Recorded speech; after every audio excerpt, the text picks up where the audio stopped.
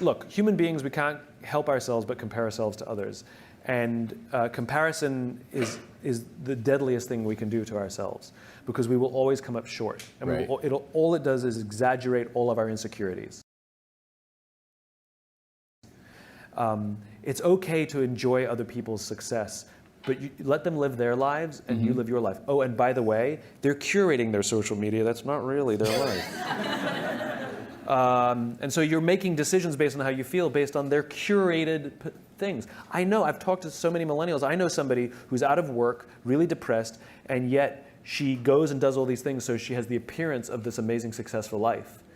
And so now she may be making those decisions based on what her friends. Who knows what sort of weird, twisted, exaggerated, circle of depression this is forming. So go back to the rules of the infinite game.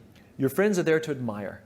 Your friends are there to say, God, I'm so happy for them. What are they doing that I can learn from? I'll give you an example. So we can all fall into this trap. So, in my business, authors and speakers and folks like us, we're all comparing ourselves to each other, and sometimes it can get silly and competitive. And there was, sometimes I go on Amazon and I check the rankings of my books to see that I still have a job.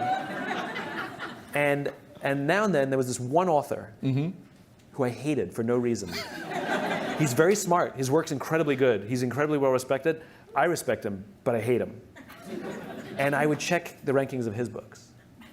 And when I was ahead, I'd be like, yes. And when he was ahead, I was like, right? It would drive me crazy. And I had this weird abstract competition. Same thing, right? Social media happened to be Amazon rankings. Right.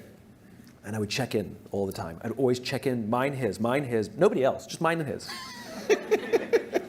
Anyway, I was at an event and we were interviewed together on the same stage. And the interviewer decided to let us introduce each other. So I went first. I had to introduce him. And this is what I said. I looked at him and I said, you make me very insecure.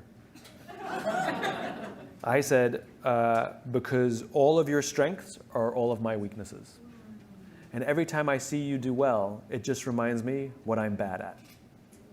That's how I opened up. He turned to me and he said, funny, I feel the same way about you.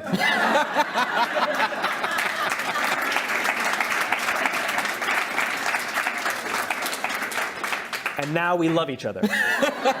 Because I realized that he's really good at what I'm bad at.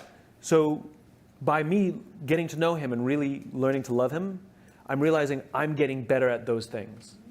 And I'm taking more pride in the things that I'm good at rather than thinking I have to be good at everything he's good at.